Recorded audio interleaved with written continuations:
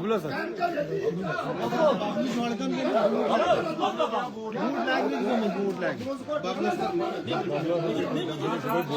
अरे कैसे मैं जाऊं? 15,000 एक ही दिन में खाया उसने बच्ची का। ये हराम खोरों को मैं इधर बैठने दूंगा। साला ऑल यार क्या करे है? साला कैसे को क्या लगेगा? और यार सुन तो लो, इसके पास हॉस्टल है नदीम सा योड़न से क्या चीज नदीम यार यूज गुंडा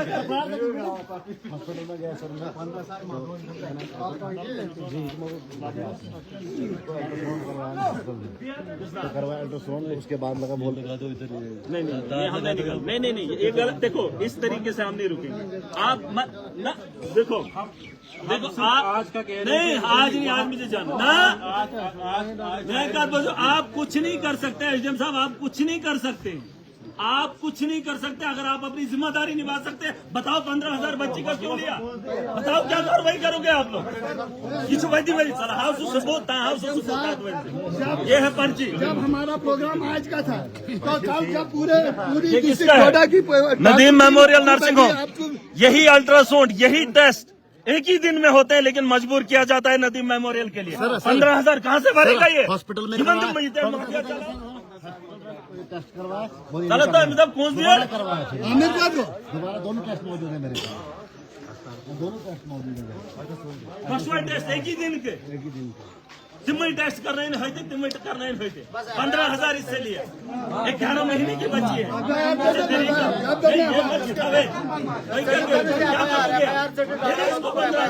और वो गवर्नमेंट हॉस्पिटल में इसने टेस्ट करे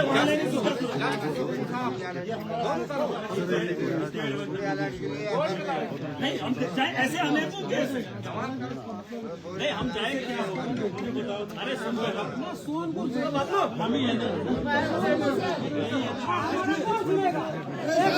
बातें कौन सुनेगा? उनकी बातें आप कुछ देखो ना, आपका एसएसपी ना पुलिस कुछ कर पा रही है ना एडमिनिस्ट्रेशन।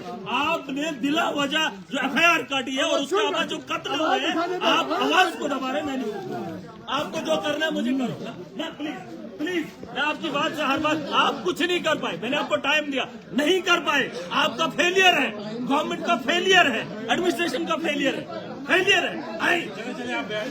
आप देखिए ना ही जम्मू कश्मीर के अंदर चुनाव है, यहाँ लोगों के हुकूक पे डाका डाला जा रहा है, यहाँ पे तानाशाही है। मत करिए मत आप सुबह से लेकर आप कई सालों से मेरी आवाम को परेशान कर रहे हैं और हमारे गुस्से को कह रहे हैं जाहिलियत है ये जाहिलियत है। 20 मिनट सुन लो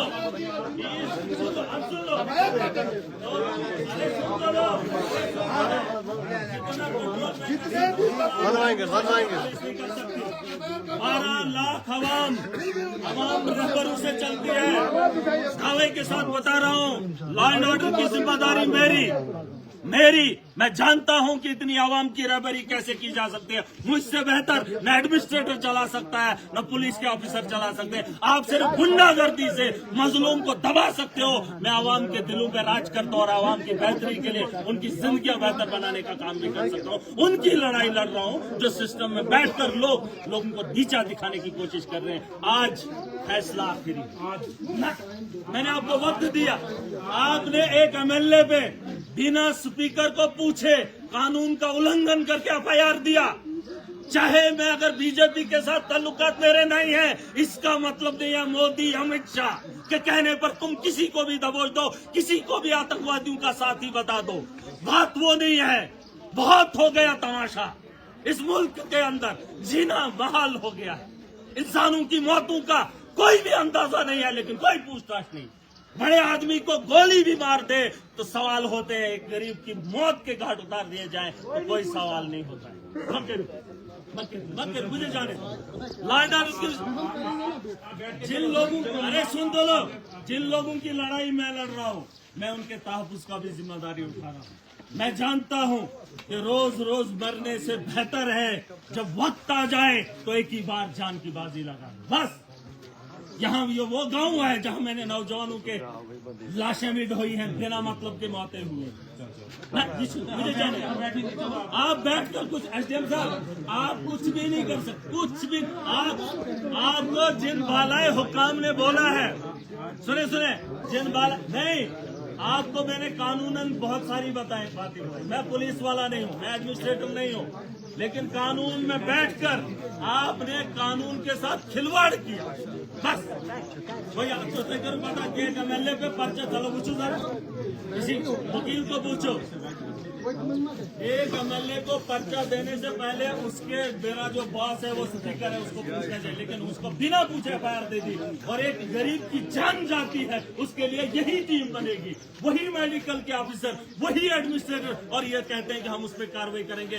कोई भी वैसे लोगों के खिलाफ कार्रवाई नहीं करेगा जो एक टेस्ट के लिए एक बच्ची से 25,000 रुपया एक आधे घंटे में लेती हो। वो करोड़ों की मालिक है, करोड़ों की मालिक है, वो किसी भी एडमिनिस्ट्रेटर को खरीद सकते हैं। नहीं, आप एक घर नहीं जाओ, आज मैं नहीं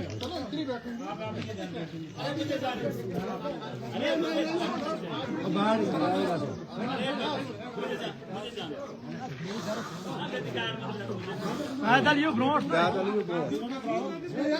काम नहीं जाना पैदल